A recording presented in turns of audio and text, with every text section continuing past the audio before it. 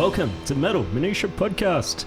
I'm Ray, I'm here with Phil. Hello. And we are back after a little bit of time away. I think it's almost 7 weeks since we last recorded, because it would have been an eon. Yeah.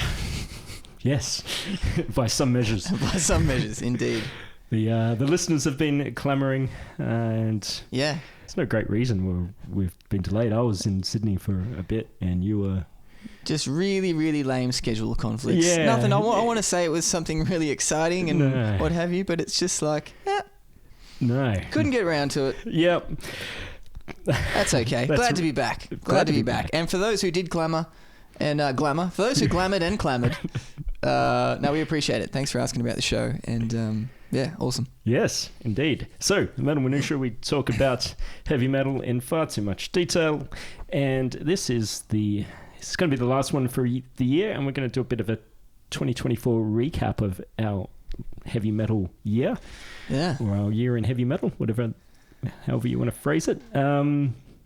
But let's talk about what we've been doing the last little while first. So, I guess the last time we really hung out was Steel Assassins when... Yeah.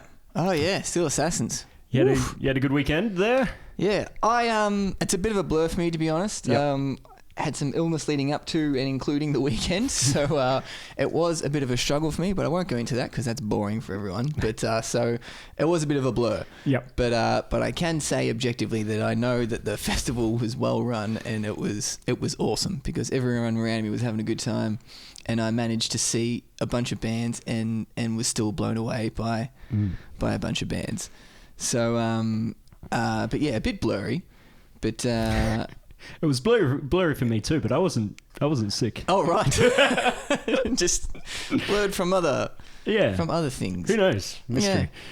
Yeah. What else? Have you been to any other gigs? I just want to say one thing about Steel Assassins before we move on. Right. Of course. The band Heaven. Yep. Right. In the lead up, we did our Steel Assassins special, yes. And of course we talked about the Rock School music video. Yeah. Right. We had some laughs. Tell you what, I was not laughing, man, when I was watching them. They knocked my head off. Yep. Right? They knocked my head off. I had an excellent time watching that band. You felt like you were... you might say... The American football team getting thrown around? Yes, indeed. You might say they took me to rock school. Come on. Had to be done. Very good. No, man, they knocked my head off. The drummer was an absolute powerhouse, and the singer was just... He's not the original fellow, but I don't know where they found this guy, but he was just wild. Yeah, he was just wild. Super intense. He was going for it pretty hard the entire time. Like his face was just like red with exertion. Yeah, he was having it. Yeah, he went from 0 to 110 and did not let up. Stayed there. Yeah. Red line the whole time. Absolutely. Unreal. Yeah, so cheers, Heaven and Steel Assassins. Yeah, thanks, Dave. Cool. Nice one. Any other highlights from it? Oh, look, it was too much of a blur. Yeah, just a bit too blurry, but I remember late Saturday night, Raven just really brought the goods, and I was in good spirits at that time, and yeah, it was just awesome. Yeah. Awesome. Just awesome. Any other gigs or news since? Geez, you know what? My memory is pretty shocking for the recent past. I've made notes. It's not going to be 1 hour of me saying, "Oh, I can't really remember." I've got some notes, but just for recent stuff, the Rods was cool. Yep. That was the week before Steel Assassins, right? Yeah. Week before or 2 weeks before, that was at Nordic Social Club. That was cool. Kind of low attendance, which is a bit of a bummer, but what can you do? On the weekend, just past, we saw Tarot on Friday night. At the Gasso. That was a great show, and one of my favourites of this year. Just a great lineup of bands, and a good crowd, fun venue. It was good seeing them outside of the... obviously saw them earlier in the year with the Cirith Ungol support. Yes. But good seeing them do... Like, you're always kind of restricted in a support slot with... Yeah. Whatever the 30 minute set or whatever it is. So it was good to see them being able to expand a bit. Yeah, definitely. Yeah, they were definitely, and I think that showed as well in like how relaxed they were. Yeah. I mean, it's not like they were ever really particularly wound up, but it's just you could tell that there was a different energy on stage because they could just kind of play around for play around with whatever songs they were choosing for the hour or so that they had, and that showed in the set list as well. There was some random old ones, but most important for me, a lot of the new stuff, which is because that new album is so excellent. Yeah, absolutely. And I really like how, for a pretty a band that plays, I guess, complicated or progressive or multi-layered music, however you might want to look at it, it still feels like a rock and like it's still got energy live. Like it's not sometimes bands in that ilk can get a bit too constrained or reliant on backing tracks and things like that. Yeah. That they lose energy a bit. But I think the drum was playing till click, but other than that they seemed it was all, the vibe was all there. Yeah, and all those new songs really translated really well. Yeah, like especially like you say, multi-layered.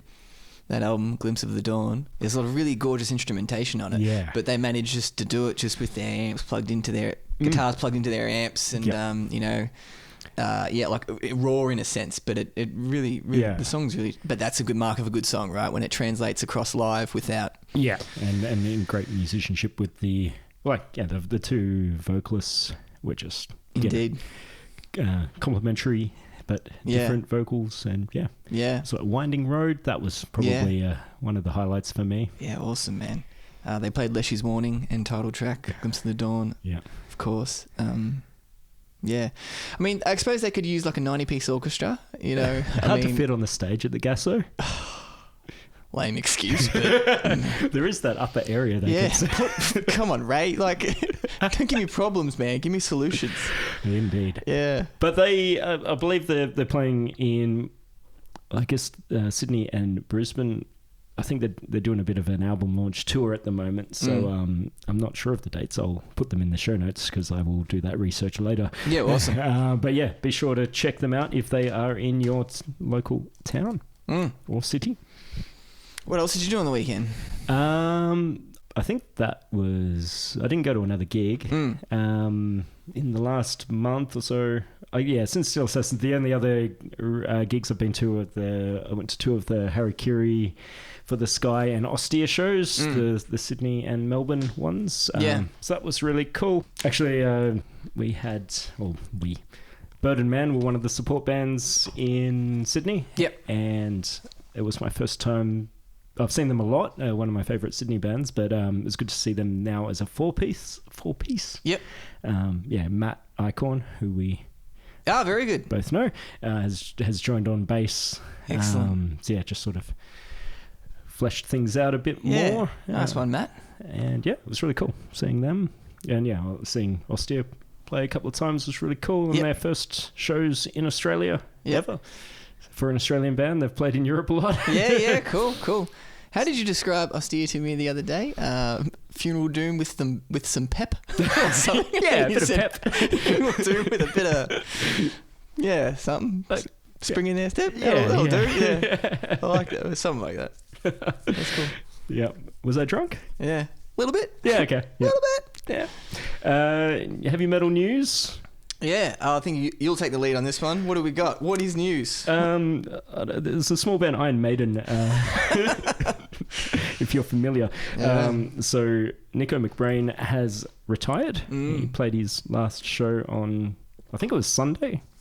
I'm a little hazy on what day would have been here compared to what day it was there. Yeah.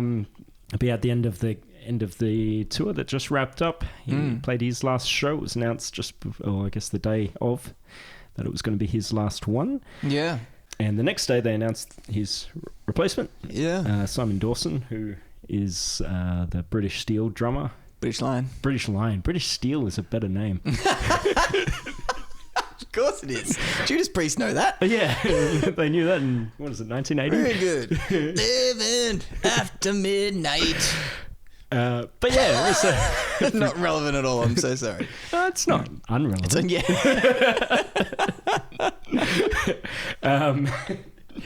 But yeah, Grinder. Sorry, carry on. Probably not a huge surprise to anyone. I mean, we talked about it when we saw Maiden back in September, and I know a lot of people have echoed similar things, but it's always just that, when it actually happens, it's a... Yeah, of course. But it's nice that we got to see him on that last tour. Yeah, definitely. Are you a bit shocked Are you shocked by any of it? Are you shocked by any of the actions of the band, I might say? Look, I don't want to ask a loaded question. I'll just say what I'm thinking. Just say what you're thinking, Phil. Yeah, like I said, they just got a replacement, just ready to rock. Like, I mean... I reckon that... I don't think Iron Maiden do anything that's not a long-term... planned a fair way in advance. Yeah. Noted that Bruce said he's just retiring from live. He's not leaving the band. Interesting. So I imagine they've probably got an album already recorded with Nicko. Interesting. Because I know the previous album was recorded 2019, and that didn't come out till 2021. So I'd say they probably have it recorded already from maybe this year or last year or whatever. Yeah. So Nicko might be on that, and that's what they're... I don't think they're going to release many more albums. Wouldn't count him out, though. A fool to... Otherwise, with British Lion having been accompanying... basically shadowing them for... I think all of this year's tours, as far as I can tell. So I reckon he's, been with... Like, when Marty Friedman was leaving Megadeth and Al Pitrelli was on tour with them until, like, a day that Marty, like... Yeah. See you later. Well, he got, like... I think he missed the bus to the hotel or something. He couldn't get... Yeah. And then, like, Al Pitrelli's just like, Dave's just to Al. You're on stage. You're on in 5. Yeah. So I think it's like, given that Nicko is in his... Either 72, 73, whatever he is. Yeah. In case there was a gig that he wasn't up to, maybe they were ready in case they had to pull the trigger earlier on this. Yeah.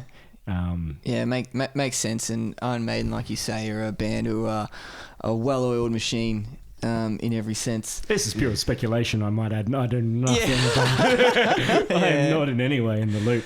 Thanks, Nicko. Thanks for Power Slave. Peace of mind. Yeah. Seventh son. Rock solid. Just being a dude. Yeah. Just being one of the legends. Absolutely. It was kind of like I was a bit sad about it all, but in the kind of... I watch a lot of sport. When people get to the end, like, you have to be really good to get to play music or sport long enough to get to this point that Nicko is in. So I think it's like real testament, just the fact that he had a 42-year career playing in Iron Maiden. Like, yeah, man, you're blowing my mind right now, actually. Yeah, like, you have to be good to do that. Yeah, it's this, and like when you're watching people, sports people in particular, when they just like hang on that extra, when you watch them when they're gone, like they're done. Yeah, it's really heartbreaking. Yeah, but like when you watch them when they're still, not at their peak, they're not. To use a cricket term, they're not peeling off centuries every day, but like it was when... This is going to be a little bit of a... This one's for the cricket fans, all right? Like, give us a spell. Back in like 2011, 2012, Sachin Tendulkar rail driver... Of course. Lakshman. Yeah, there was like this last era of great Indian batsmen. Yeah. Or like their last tour of Australia. I got to see Sachin Tendulkar, one of the greats of cricket. Yeah. Peel off a pretty good 70 at the MCG, and I feel like that's what we got from Nicko. Yeah. Right. He didn't like that last show in Melbourne. It's a pretty good 50 or 60. Like it wasn't like he's on top of his game, but it was like. You get just enough to be like, fuck yeah. Yeah, cool. But then you're like, if I saw Ozzy singing today, or even in recent time, or like the last decade, it's like, say no more. Yeah.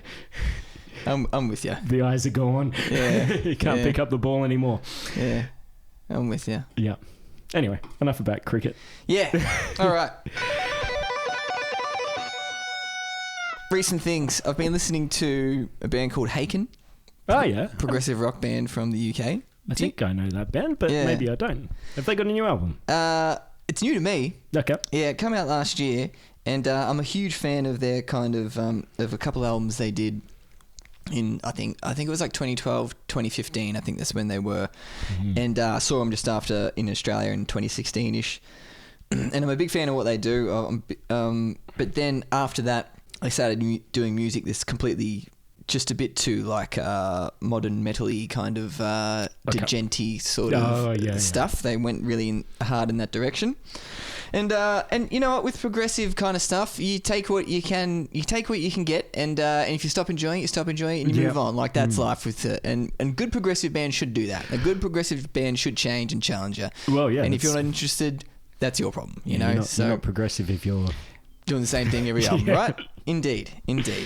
So yeah, I went off the train, but and they come out last year or earlier this year rather, but now unfortunately, this newish album has really clicked for me, and I'm enjoying the hell out of it. And I wish I'd given it a shot last year, because I would love to have seen them on tour. But anyway, it's better late than never. And the album is called Fauna, and I'm really enjoying it. It's not 100% the stuff that I like that they were doing about 10 years ago, but that's cool. It's there's some cool stuff on there. I don't know if I'd recommend it to you. I'm not sure if it's pretty kind of Dream Theater-y kind of. I'm not going to recommend it to you. So no lies here, but. Yeah, but really digging that, and more so I just wanted to share that because it's just one of those things where it's like, geez, you can't win them all, you know. Sometimes, you know, because I was a slightly different person last year when I first heard it, and I was like, nah, it's not for me, and but now I'm just, you know, some things click at I've evolved massively in the last 12 months. I've evolved, you know. Yeah, you're a podcast host. Yeah, man, you know, the leaps and bounds. How's the new Opeth album been going for you? Oh dear. Oh man, it's not. Yeah, I'm disappointed. Right. Yeah. In what way? As it? I've only listened to it. I have listened to it maybe twice. But I'm not. Yeah. I'm not overly familiar with. Opeth as we know. So to know what parts would be. Missing or there now. I guess it's these things are difficult to quantify, especially with a band like Opeth. But in their last, 10 years, as you know, I'm a huge fan of their kind of prog rock stuff and the and like the no growl era, if you want to call it that, right? Yeah. Not because of the absence of growls, just because the music they were focusing on was just really my jam. And this new one, the growls are back, but that's not what bothers me. What bothers me is that I can't really hear any riffs in there that I can latch onto, and I can't really hear any vocal melodies. There are vocal melodies on there, but I can't really hear any choruses in there, growl or not. Like I just can't hear anything in there. And when I'm listening to it, I'm like, fine, this is fine, but it just becomes a bit grey. Yeah, exactly. Yeah, and I'm still going to listen to it, because it's Opeth. Because when you really love a band, they can't really make a bad album. If you're listening to like subpar. If you're listening to subpar Primordial, if that exists, right, you're still like, well, it's Primordial, like I'm still having a good time, they can't really make a bad album, so I still enjoy it. Well, I think this is one of those discussions we've penciled in for the future of like the biggest disparity between the bands with the biggest disparity, because I reckon there are some bands that there's stuff that I can't like. Yeah. But that's for another day. It's a good topic, yeah. Something where you've got like, wow, that's one of my favourite albums of all time, or close to, and then they've got something that's like, this is horrendous and unlistenable. Well, Queenstrike's a classic. Yeah. All right, discussion over. We've got the number one. No. Yeah. Other albums this year that have continued to blow my mind, bands that have gone from strength to strength, is Tribulation, right? I heard their new one, the single, a few months ago. Yeah. And I was really excited because they've introduced a bit of melodic vocal, which I kind of saw coming just because their music's gotten a bit more simpler and a bit more gothy and a bit more, they have choruses and kind of more relaxed riffs as opposed to their earlier kind of death metal chaos. And this album has not disappointed at all. Like this is close to my album of the year. I absolutely adore it. It's called Sub Rosa in Eternum, and this is unreal. I haven't listened to... I've forgotten about that, actually, because before the album came out, I think they had 4 of the songs were... And I listened to those 4, and I was like, this is a bit of, like... Yeah. It was a bit all over the shop. I remember you saying that. Yeah, like within the 4 songs, it's like they do many different things. Yeah.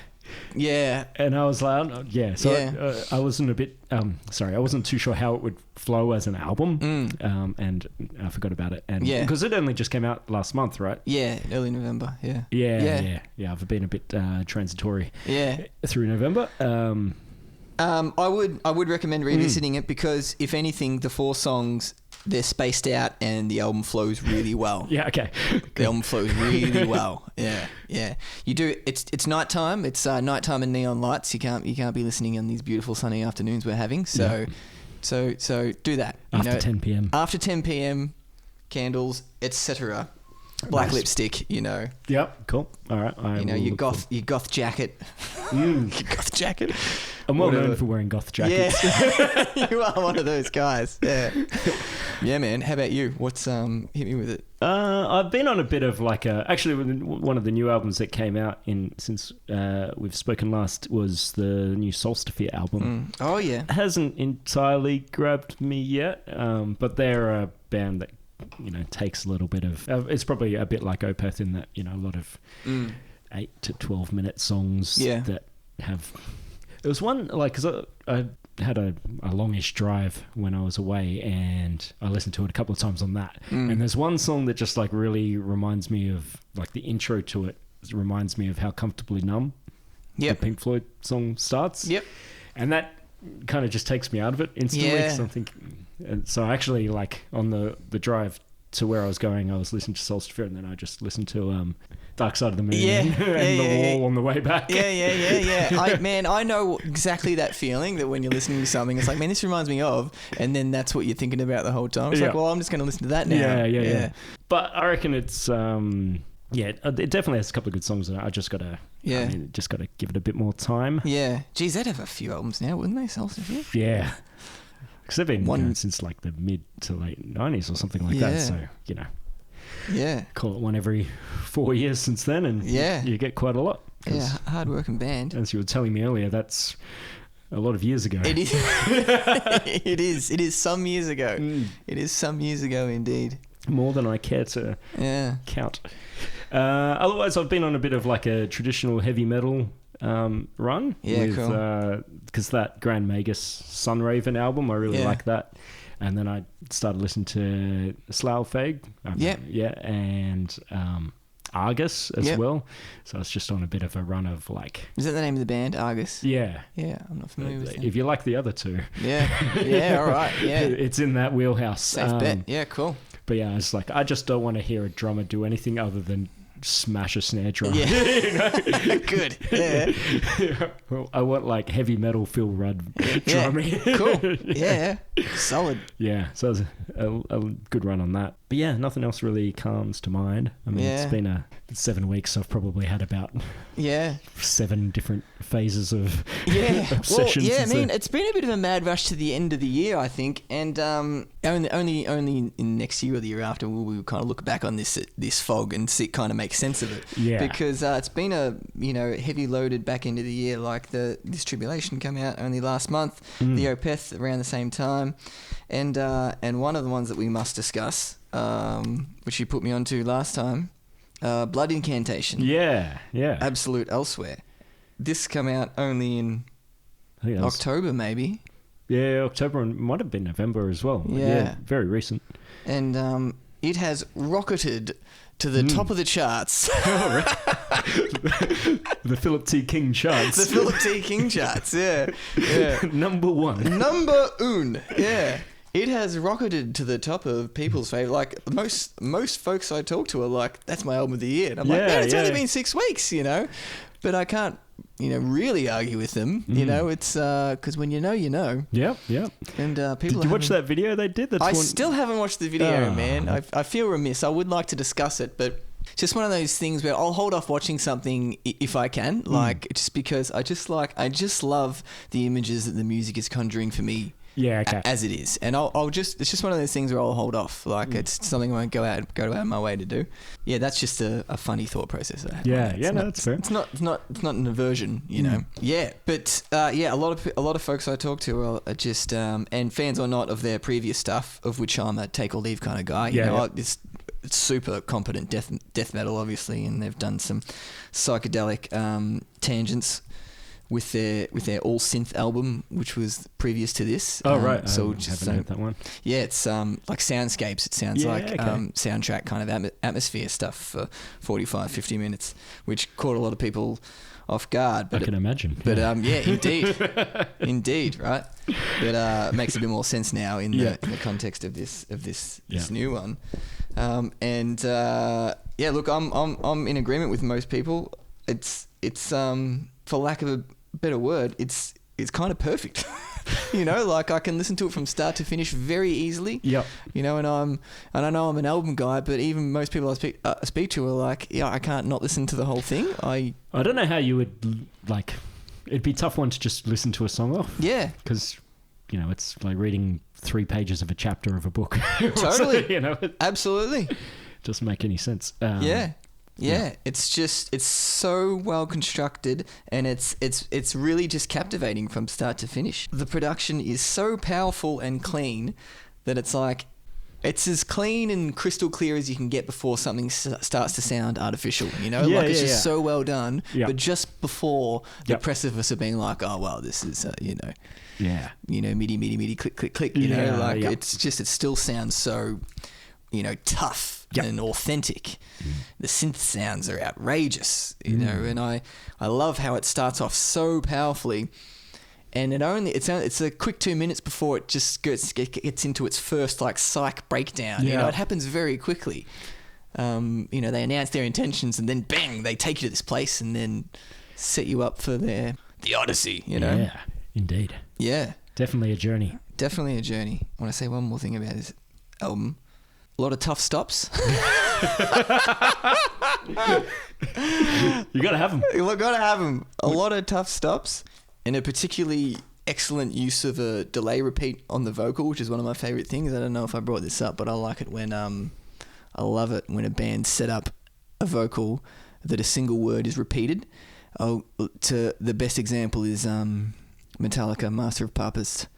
Leper Messiah. Okay. At the end of each verse, he says, "Taken by his glamour," whatever the lyric is. We see. Yeah. And they set up a word so that the delay. Chuck from Death used to do all the time. Actually, symbolic acts. You know, like I love it when they set up the lyrics so it's that echo is. That's one of my favourite things. Yep. And there's like a minute into this first track. Shadows cast upon the stones. Stones. Yeah, I do like that. Yeah. As a production technique. Very cool. Yeah. All right. Minutia. 2024. I'm going to go out on a limb and say that this, in my lifetime, is my favourite year of being a heavy metal enthusiast. Wow.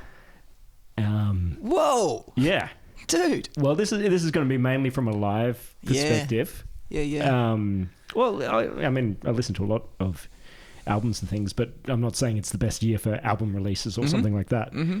But in terms of like my engagement with and seeing heavy metal, listening to heavy metal, of my 38 years on the planet, this is the one that I've done the most. Yeah, awesome. Which is, you know, pretty exciting in a way. That's killer. Because, like, you know, there's still more ahead. Yeah. It's not like, oh, you know, I remember 2010, that's when I saw the most bands, but like that's not even close to it.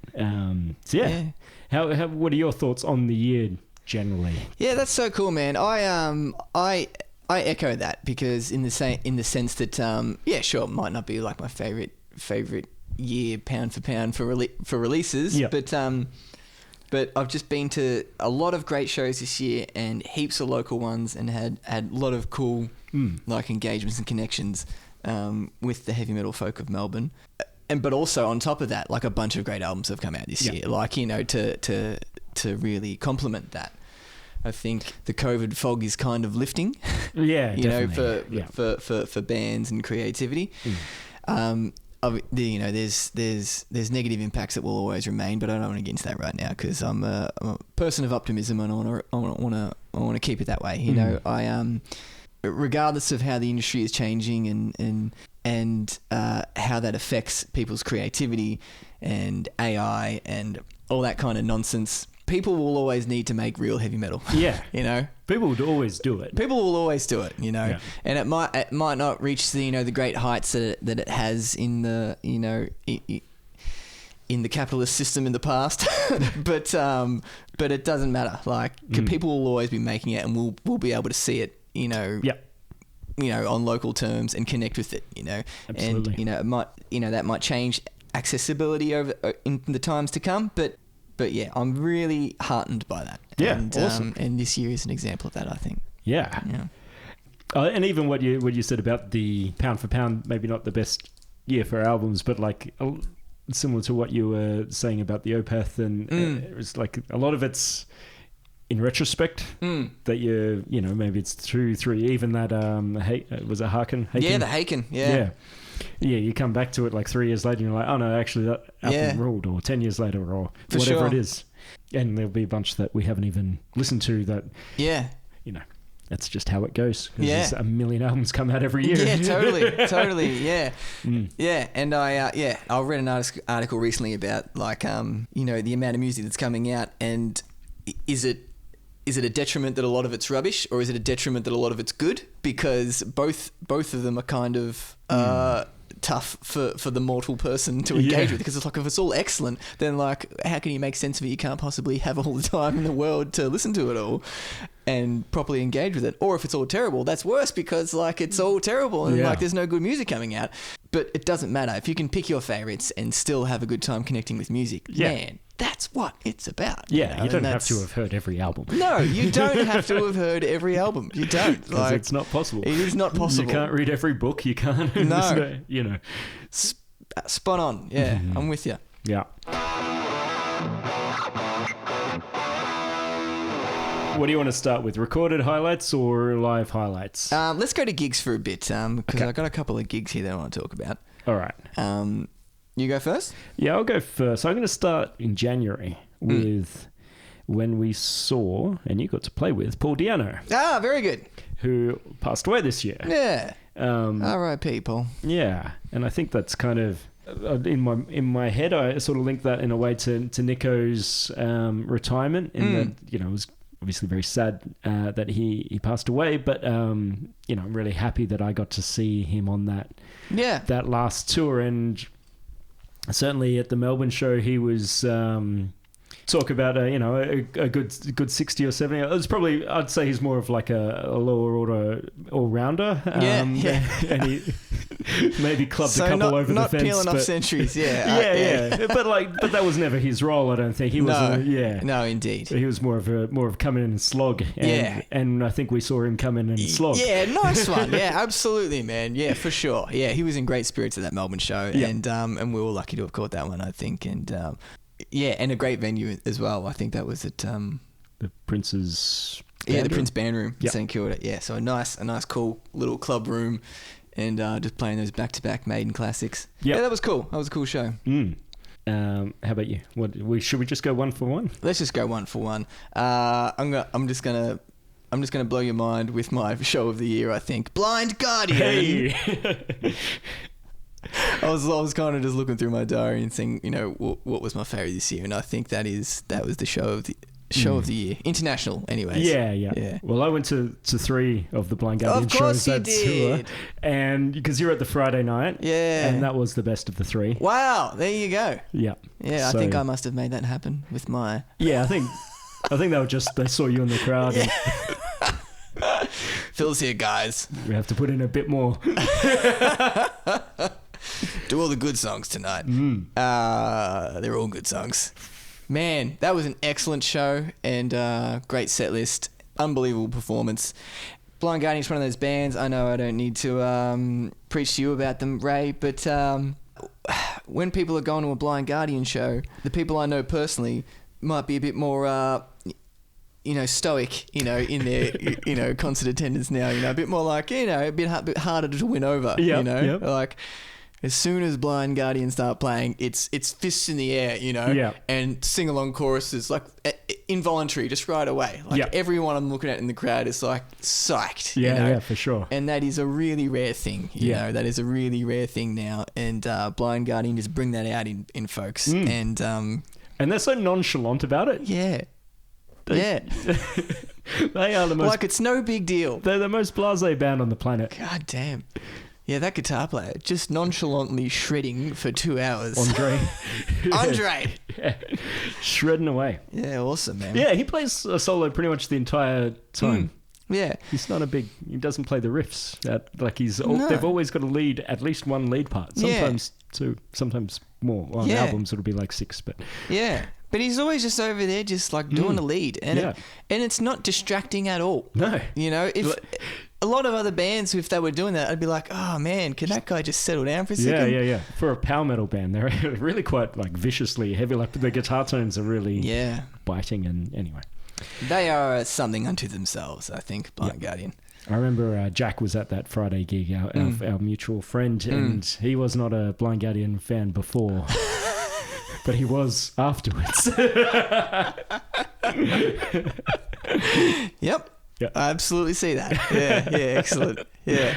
Yeah, no, that was. I mean, of my 2024 highlights. Yeah. Which is a full page here. That was Blind Guardian. What's at the top? *3 was at the top. What's at the top? Blind Guardian, huh? Yeah. Nice. Decided to start in chronological order though. That's why I went Paul Dianno. Yeah. Cool. I'm worried we're going to run out of time, which is why I just got it. Which I just got it in there because I'm looking at the producer now, and we're already Who Wants to Be a Millionaire is up next. So like we get. Eddie McGuire is knocking on the door. Yeah, we can't run over, man. Does that show? Anyway, it doesn't matter. Let's not do that. Let's not do that. So I went to Inferno Fest in Oslo, in Norway, and that's I'm gonna lump that in as a highlight. That was 4 days of 4 days, 4 nights festival. I think must have been 4. Yeah, it was 4. You'd think I would remember. Norwegian beer prices are quite high, so it wasn't like I was drunk the whole time. Yeah, right. But yeah, I got to see a solid number of bands, and it's a really cool festival in that, like, in the afternoon there's like club venue. It's not like Varken, the big outdoor thing. In the afternoon there's a bunch of clubs that have like 3 or 4 clubs that have shows of maybe like one of them. It jammed packs probably 80 people. Yeah. So that sort of size. And then after 4, everyone congregates at the main venue, which is probably, I think it's like the Forum in Melbourne, Metro, Sydney, maybe a bit bigger, maybe like 1,500 to 2,000. Yep. And everyone goes there. There's that big stage there and a smaller stage, which is probably like 400 there as well. And that's where like the 4 p.m. till 2 a.m. or whatever it is. Yeah. So that was really cool. You get to kind of have a relaxed start to the day and see some more intimate shows, and then the bigger shows on the big stage. Yeah. So I got to see Automaton, who I'm wearing the shirt off. They were playing at one of the club shows, and they're a Greek doom band. They were really cool. Yeah. They were masters of like, because there's long periods where different members wouldn't have anything to do on stage because it's just that sort of open, spacey music. Yep. But standing there and not being awkward, just standing and being present and having a presence. And it was really, there was a bunch of Australians over there. A number of us commented on that. It's just like... powerful. Yeah, like a backing vocalist waiting for their part, and they could be waiting for 3 minutes, but not standing there looking like I've got nothing to do. Yeah, or like overplaying it, like just I'm gonna stand here. Yeah. Sick. Yeah, but also the festival was Borknagar, who I was incredibly stoked to see. A band I love. Yeah, awesome. Solstafir played. Orm played that's ORM, Orm. I think there's another band that sounds very similar to that, but spelled differently. They're from Denmark. They played like 20-minute songs, so they played 2 songs in their set. I was like, wonder which two they're going to get to fit in. Yeah. Oh, god damn. But that was really cool. Bell Witch played, and that was like, again, two songs of just like the most crushing. That was like, watching them play. I think that was second last. Yeah. On the smaller of the two main stages. So it was a pretty intimate room, it was packed, and just this crushing music, just two people on stage. Far out. Heavy as hell, slow, and just like, really like bringing, in a very good way, just like a heavy anchor around your neck, dragging you down. God damn. And then Fintroll were on next. And I was like, I am not in the mood for party music. Jeez, poor Fintroll. Like their manager really let him down, man. Yeah. Although I think, maybe people were relieved. Yeah, actually. They would like something fun. Yeah. But yeah, there's a whole range of good bands there.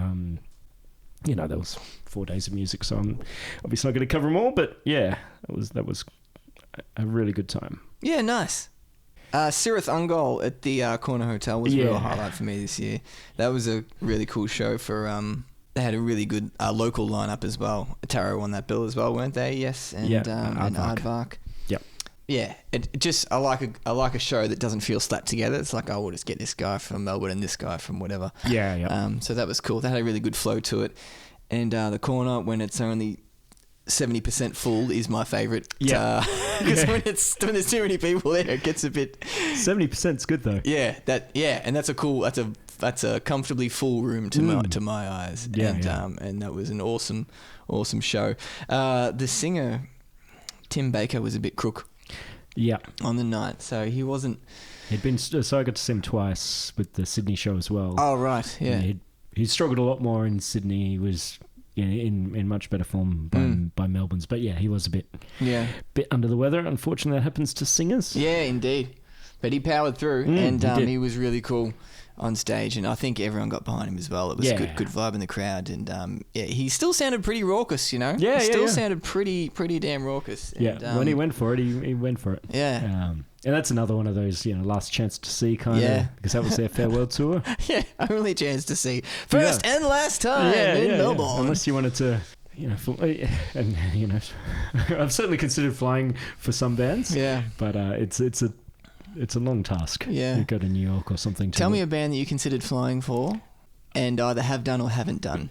So internationally? Yeah, internationally. Yeah, okay. I've considered it for Virgin Steel, but I haven't done. Okay. Yeah. I've flown for plenty domestically. Yeah. Sure. No, I mean internationally, leaving the country. Yeah. Do you have one that you have done? That was specifically for them? Well, I went to Inferno. I booked that and then built a holiday around it. But that was sort of the centerpiece of the holiday. Yeah, Does that count? Cool. Not really. Yeah. I mean a specific artist, because some folks do that, and I'm trying to think if I've done that, and I've been at heaps of festivals, but no, not for a specific. Not for a club show. Not for a club show. No. Who would you do it for? I would have done it for Rush. Yeah. And I thought I had time, but I did not have time. Well, that's seize the day, folks. Don't save a good idea. Yeah. Just do it, man. Absolutely. I was ready to fly overseas for Symphony X, but luckily enough they come to Australia shortly within my kind of vaguely making plans for that. So I've seen Symphony X. I hope they come back. Yep. But I would fly overseas for them. But I'm very grateful to say that I've seen most of my favorite bands. It's amazing how many bands have come to Australia in the last 20 years, whatever you want to call it. Yeah. It's been there's not many bands that I it'd be a handful that I really want to see that I've liked a long time that I haven't seen. Yeah. What about What about for those listening at home and not watching on their view screens? I'm doing the sign of the hammer. That is to signify the stage presence of Manowar.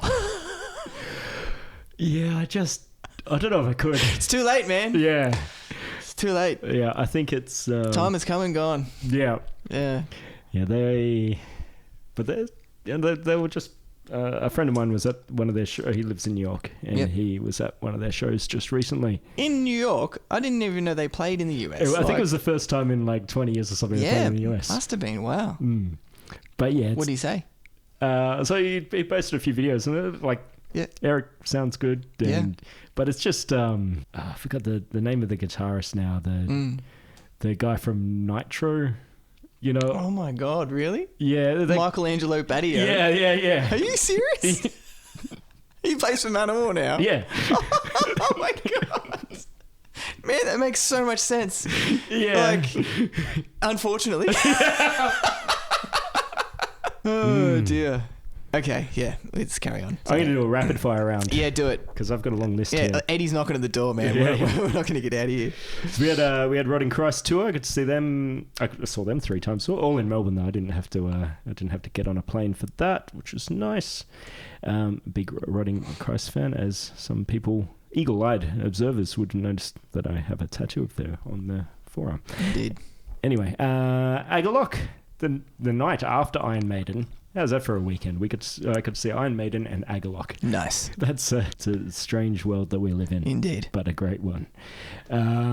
So Cryptic, which, always good to see So Cryptic. Tassie Legends. They played with Obituary, I believe. Yeah. Sick. That was the one. Orange Goblin. That's awesome. Yeah, that one, I'd actually timed, like... Yeah. That tour got announced, like, 3 days before I booked my flights to Europe. So I booked my return flight so I could land with just enough time to get home, have a shower, and go to Orange Goblin. That is classic Razor Ray McGill. I tell you what, man. Respect. Yeah. Who needs... I'm doing the sign of the hammer again. Candlemass, they were at Inferno. Dr. Colossus, Melbourne band. Have you? Man, great band. Yeah. Yeah, I only saw them for the first time maybe this year or the year before. But anyway, it took me too long to see them. Yeah. But great band. Yeah. A lot of fun, but also when you're watching them, it's serious shit. You know? Like you think, the Simpsons theme band, and then you see them and it's like, oh man. Yeah. It's a bit daft, but it's really good. Yeah. It's like couldn't have put it better myself. Nailed it. Witch Skull. We were both at that one, right? At the Gasso, I think. Yes. They played Yeah. Cool. Oh, I played that night. You goose. You did play that night. Were you there? That was a great show, man. Yeah. I love watching those guys. The Ulcerate, Pestilential Shadows, Altars, Triple Threat we had. I don't think you were at that one, but that was at the ESPY. Bullet Belt. Yep. Steel Assassins, Essence Fest, Zero Thunder, which I've got Aardvark on here because I saw Aardvark once or twice this year. Yeah. Just the 2 times? Yeah. Who can count? I reckon I might have seen Spawn more often, but it would be a neck and neck between those two. I saw both those bands a lot. And all right. Well, the gauntlet has been laid down. Yeah. I think Aardvark Spawn and Aardvark. Right. It's a race to. One of the Spawn members is about to give birth to twins, so I think they might have a bit of a handicap on the gig front. Gotcha. All right, Aardvark, now's your time. Now's your chance. You can pounce. 2025's your year to take the lead. Yeah, cool. All right, I think that's enough of my list. What do you got? Yeah, I'll do a little bit of rapid fire.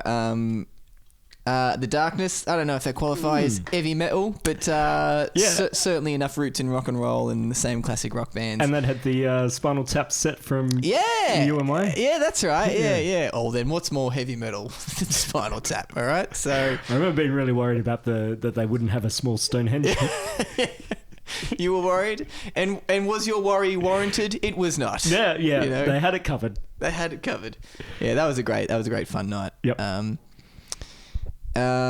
Midnight, who are a band. I was at Mournful Congregation that night. From the US, that was a clash. Yep. Yeah, I'm spewing. I missed Mournful Congregation. That was a coin flip, I think.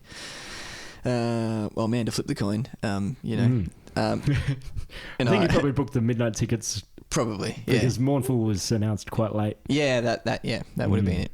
But Midnight, I'd seen them before, maybe at least once, maybe twice. But I really enjoyed it this time. I was really into it this time. The energy on stage from those guys is unreal. Yep.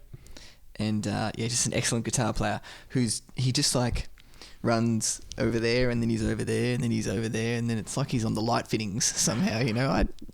Well, last time he would have been here would have been at the Bendigo, and there's not a lot of room for that kind of frivolity. No.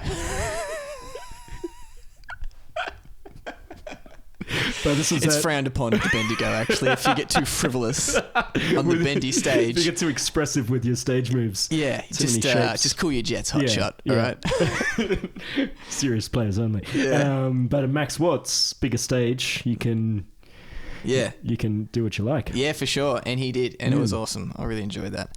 Iron Maiden goes without saying. Yep. We spoke about that, had a good time. Let's talk about some albums. Yeah. Let's talk about some records. Are we new albums only? I might get another beer. Do you want to... Yeah. Do you want another beer? Yeah, I do. What were you saying? Albums. Are we sticking with albums that were released this year, or like can an album of the year be from? Can it be Stronghold by Summoning from 1999? Does it have to be? Jeez, I wonder what you've got in mind. Oh man! Now, for me, if someone has an album of the year and it's something that they've discovered from the past, I love that. That's cool. That's totally cool. Just for me personally, I'm only going to be talking about. Yeah, me too. But I've in recent years, especially, I've had albums of the year that like were 2 or 3 years before because you're catching up on things, you miss things and what have you. Yep. Like like when Marillion Clutching at Straws from 1986 was my album, or 88, whatever year. Yeah, that's exactly it. You know, oh man, that's funny. Geez, that list would get absolutely out of control if you were just like, you know, like Dark Side of the Moon would be album of the year, like forever. Yeah, really hard to top. God damn. Oh, man. Anyway, we won't do that. No, we won't do that. Speaking of frivolity, yeah, that would be no time. I'm not going to call album of the year on any of these in particular, but just albums that I liked from the year. Cool. Let's go one for one. How many of you've got that stack? I reckon I've got about that number. I'm going to start Borknagar's Fall. That came out towards the very start of the year. Yeah, I'm glad you nudged me about that one because they're not a band I've followed by any stretch. But I really, really dig it, and I'm gonna work my way backwards with that band. I reckon so the previous one, True North or Up North, one of the two. You'll work it out. North-ish. Yeah, it's definitely North. I think it's called True North, and there's a song on it called Up North. That's why I'm confused. Yeah, those two are really good. The previous album, Winter Thrice, is also really good, and as they go back, really good. But they had a bunch of vocalists at the same time, so Icy's Vortex and Wintersorg, and Lars, like the keyboardist. So like the bassist singing, the keys singing, and a singer. Yeah. On the like those previous albums prior to True North, and it just sort of, and then sometimes they'd have like guest vocals as well. Right. So it's just like a little bit too much trying to give everyone a bit of airtime. Yeah, gotcha. Yeah. I think. A bit of a jamboree. Yeah, but like the last two albums, Wintersorg's gone, so it's just a bit more streamlined with just the two singers. Yep. Anyway, that's... Yeah. But I think... Tell me more about this ICS Vortex fellow. Yeah. Tell me more. I want to know more. He's bassist and vocalist of Borknagar, was also in Arcturus, and was probably most famously in Dimmu Borgir for a period. Okay, yeah. But yeah, he's got a fairly quite a unique voice, I would say. Yeah. Actually, a fun little bit that happened in Inferno because Borknagar played on the main stage, and then the next band on that stage was Dimmu. Yeah. And they're in Oslo, they're hometown type thing, and the original. I think it was the original drummer, Icy's Vortex, and the keyboardist from the same period as him came out for one song. Yeah. But, like, Dimmu's a corpse paint band, and, like, you know, Borknagar's not. Yeah. But they all came out in full garb. Yeah, yeah. And to the extent that Vortex was playing his signature Vortex Warlock from that period, when like just for that one song, when he'd been playing his like 5-string Rickenbacker in Borknagar. So it's like, you know, He had a bass there, but he brought a different bass. Mate, that's what it's all about. Yeah, man. he's like, well, we're good. Yeah, You don't do it properly, man. You don't do it by halves. Nah, we do it properly. Yeah, I would wager that if your name is Icy's Vortex, like, I trust you implicitly to do the right thing. And he did. Yeah, nice one. I really like how I forget the name of the song. It was one of the earlier songs on the album. It's just like a repeated lyric. It doesn't sound like like it's slightly different phrasing each time. And it's not a chorus, but it's just like a really cool phrase and a lengthy. It's probably like 2 lines of lyrics. And he just repeats that quite a lot.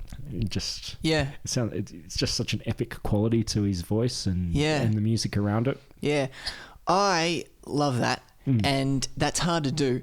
You would think that simply repeating something, that's an easy songwriting trick. You've got to have a lot of conviction in those words. Absolutely. And it has to be the right words. It has to be the right meter. It has to be the right pronunciation. Everything about it. Like, that is no small feat. So I'm absolutely around that. Funnily enough, I think that's something that Blood Incantation do really well on this album, which is something that Opeth used to do as well. And I'm not saying it's specifically their trick; they stole it from progressive rock. But it's like when a good rock band, when a band has a phrase, be it vocal, be it a guitar phrase, they repeat that, and the other instruments change gears around them. In the case of this, Absolute Elsewhere, on the outro to the last song, it's just a repeated theme. The drummer's changing gears, and then like that kind of horn section kind of comes in,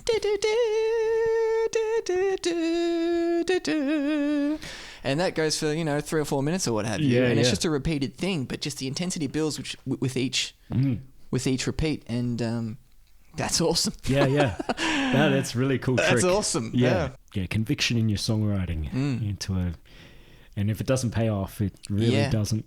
Yeah, if it doesn't land, it doesn't land. Yeah, get out. So can you finish this bit already? Yeah, oh my God, you've been playing this forever. I did like this Bruce Dickinson. It's on my list too. Oh, cool, the Mandrake Project. Yeah, this is cool, man. I mean, not my favourite of the Bruce Dickinson solo albums, but by any stretch, but just such a great addition, such a great worthy addition, and I was pretty thrilled with this. I'm not a massive fan of Maiden's Latter Day output, but I really look forward to each Bruce Dickinson that's solo the release. First one in since Tyranny of Souls, right? Oh my God. So that was like... Don't tell me how long it was this century, but like early on. Yeah, earlier. Yeah. But this is great, man. Afterglow of Ragnarok is a killer song. Rain on the Graves is great. And we spoke in some depth about Eternity Has Failed previously, about how that's a rewrite or a cover version or a tweak, or I don't know what you're going to call it. But there was one song towards the back end of it that reminded me of Chemical Wedding, and that I think maybe we spoke off air about that at some point in the past. Yeah. And it sort of takes me out of the album a little bit, because it just makes me want to listen to Chemical Wedding. Yeah. That's a dangerous thing to do, because I know what you're talking about. It's a specific reference, and so that's a dangerous thing to do, because you want to remind your audience of something else in your world, in your atmosphere, or whatever you want to call it. But when you do something very specific like that, it's like, oh man, now I'm just really jonesing to listen to because Chemical Wedding is, mate, the best. Yeah. For lack of a better word. Yeah, if you were gonna Chemical Wedding is actually album of the year. What did it come out? 96 or 7? It's been album of the year since every year since 1997. Yeah. Chemical Wedding is outrageous. Yeah, but no, the Mandrake Project, other than having a shit name. Yeah. Why so averse to this name, Ray? Why does it bother you? Because it doesn't have any relevance to the album. So it's just such a good answer. I mean, it's just words. That's it. It's just some words that sound cool or not. Yeah, not that cool. Because even that, I guess, is like a loose, link to the Chemical Wedding, like Mandrake being a kind of... It's a plant, isn't it? With Yeah. magical properties, is it? Or Yeah, poisonous or magical, one of the two. Yeah. And, just... That's totally fair enough. I was looking forward to arguing with you on that, but argument over. Oh, okay. No, you're right. It's totally fair enough. But if there was a song about it, then that would be fine. Yeah. Like a title track or a Yeah. reference in there, but they're just... None to be found. Well, not that I picked up on anyway. What else on your list? Grand Magus, Sunraven. We talked about that a little bit already today and the last episode, but yeah. Have you listened to it? I have not. I'll be honest. I'm sorry. Well, I haven't. Grand Magus are one of those bands where if I go to put on any Grand Magus, I just put on Hammer of the North, and I'm like, this is sick, and then nothing tops it.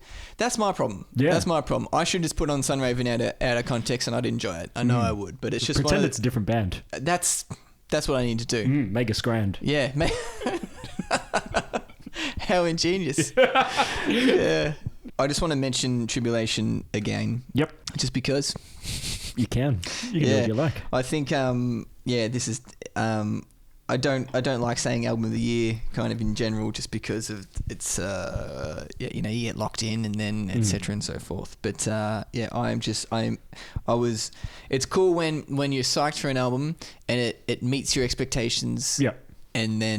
And more so, like that's what more can you ask than that? Like you really cannot ask any more than that. So I just I was thrilled to hear this from start to finish and it being such a good listen.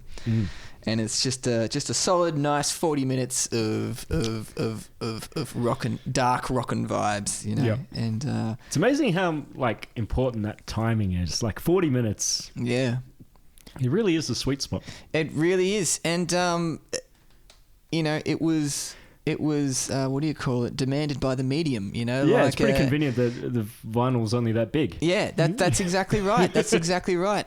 And 50 minutes you could have a 50-minute album on vinyl, but it was stretching the quality of the sound. So most classic rock bands or whatever would wisely limit it to 40 to 45 minutes. And I don't know if it's they listening have to do habits. Less work then. Say,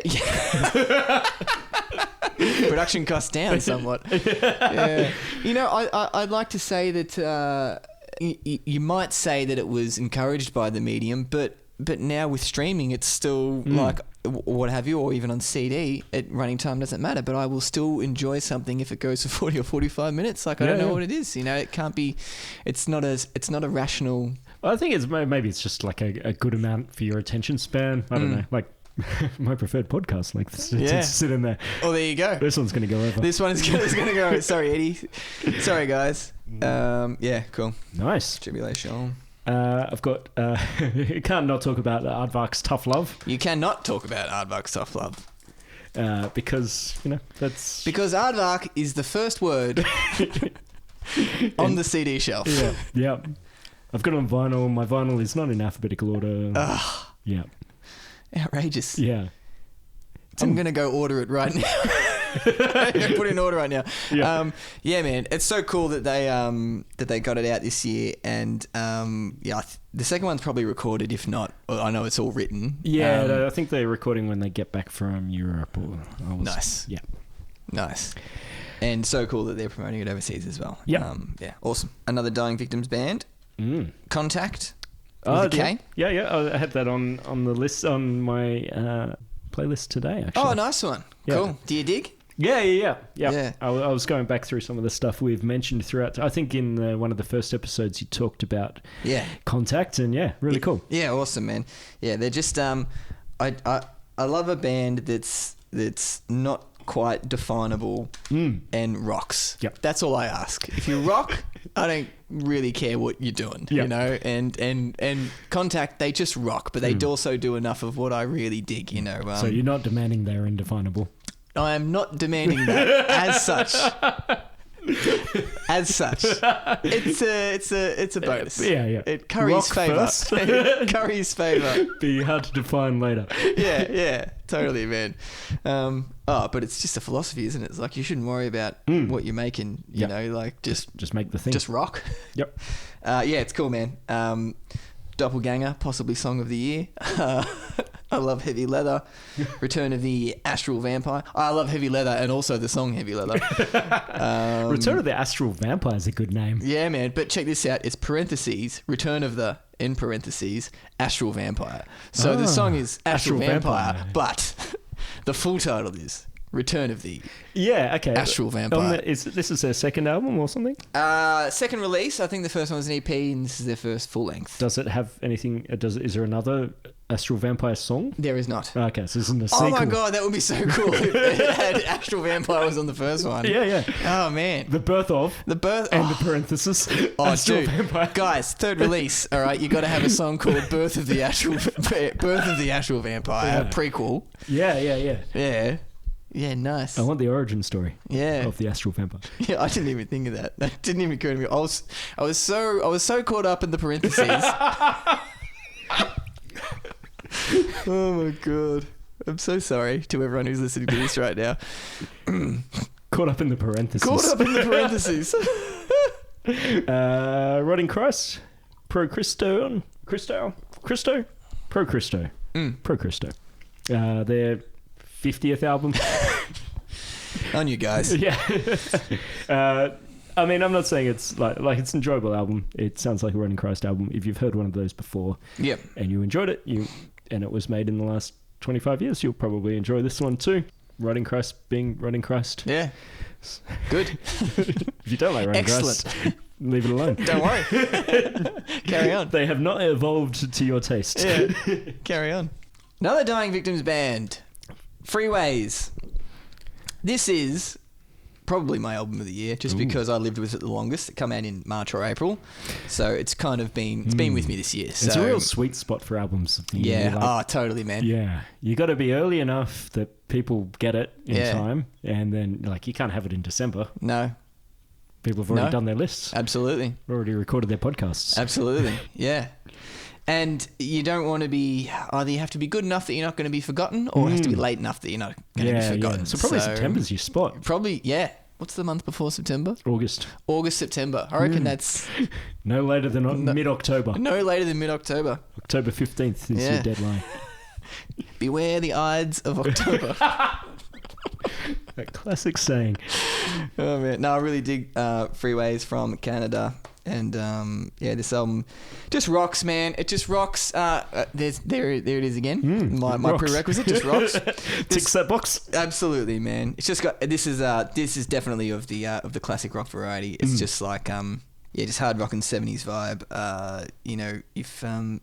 If Cheap Trick were a bit less pop and rocked a bit harder, they'd be Freeways. Like that's I think that would be good advice for Cheap Trick too. Yeah. Listen, Robin Zander. Have you considered? Have you considered? Yeah. Being a little less pop and rocking just a little harder. You might get. Yeah. You might get Freeways audience. Captive audience. Do you think that's more or less than what they've got currently? I reckon they're fine. Probably Cheap Trick. Just keep doing what you're doing, man. It's yeah. Yeah. Okay. No, but this is my album of the year. It's got a good summertime vibe as well. Yeah, so I've been spinning it more. So coming into the good weather. It's coming into its season. Absolutely, absolutely, man. Sorry, Ray. Can I just say that Freeways album is called Dark Sky Sanctuary? I didn't even say the name of the Contact one. Goodness me, I'm terrible. Astral Vampire. No, it should have been. No, the Contact is called Full Contact. After their first EP was called First Contact. Okay, yeah. So that's a nice one. And that Freeways album is Dark Sky Sanctuary. With the killer title track. So check that out. Have you got any more? Or are you done? No, man. I feel like I don't want to. I don't want to go past albums where I don't even say the title of. I think I've done my dash here. Soon you won't be saying the band name. Yeah, right. 2024. Thanks a lot. Thanks a lot, everyone in heavy metal. Yeah, fans and musicians alike. And for the podcast listeners that have bothered to listen to our podcast, it's been a great pleasure to do this, and I look forward to continuing it in the new year. But yeah, nice one. Thanks so much for your support, guys. We appreciate it. Yeah, it's really cool. Keep saying hello and keep hassling us. Yeah, it's good. Keep telling us what we're doing wrong, why we should have more guests, and why you should be that guest. All that stuff. All that stuff. Yeah. Have you got any gigs left this year? Are you done for new things this year? Oh, good question. I think, poetically enough, to bookend this year, Aardvark. I think Aardvark on December 28th will be... Yeah, December 28th. At Shot Kickers? Shot Kickers. Yeah. Yeah, I think that's probably my last gig of the year too. December 28th is... It's a bit like saying that this is our last episode of the year. Yeah. Bold. Yeah. But I think... Definitive, Yeah. Risky. Yeah. Safe. Safe to say. Safe to say. Yeah, cool. Yeah, that's my year. Surely no more albums coming out this year. I think we're way too late. Save it to January. Make it album of the year 2025. Yeah, indeed. But yes, thanks everyone. And we will be back in 2025 with more heavy metal minutia. Metal minutia. I shouldn't say heavy metal minutia because that muddies the We'll be back waters. with a new podcast next year called Heavier Metal Minutia. A bit like Full Contact. Max Force. Thanks, guys. Thanks a lot.